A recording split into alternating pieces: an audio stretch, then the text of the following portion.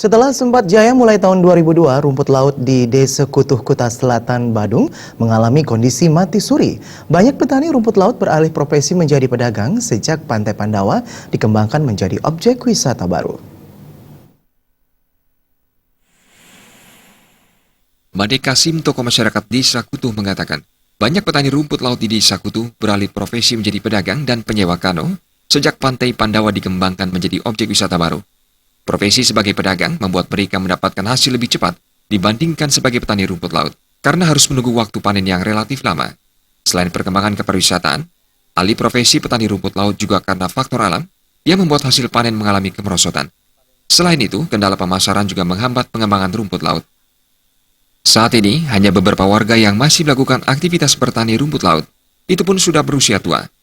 Padahal, saat masa jaya sekitar tahun 2002, rumput laut Desa Kutuh berlimpah dan terkenal memiliki kualitas terbaik sehingga menembus pasar ekspor.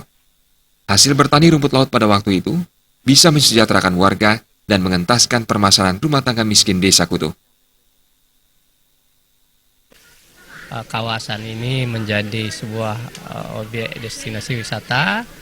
Itu masyarakat petani rumput laut itu sebagian besar beralih profesi ke jasa kuliner.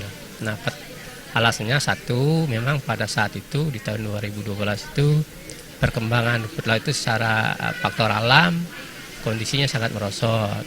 Nah, itu satu. Yang kedua, masalah pemasaran juga menjadi kendala saat itu. Nah, sehingga kebetulan daerah ini sekarang beralih menjadi objek, jadi semua petani beralih ke jasa kuliner dan yang sejenis itu termasuk usaha kelompok tani kano gitu. Made Kasim berharap aktivitas bertani rumput laut bisa tetap bertahan di Pantai Pandawa meskipun sudah menjadi objek wisata baru.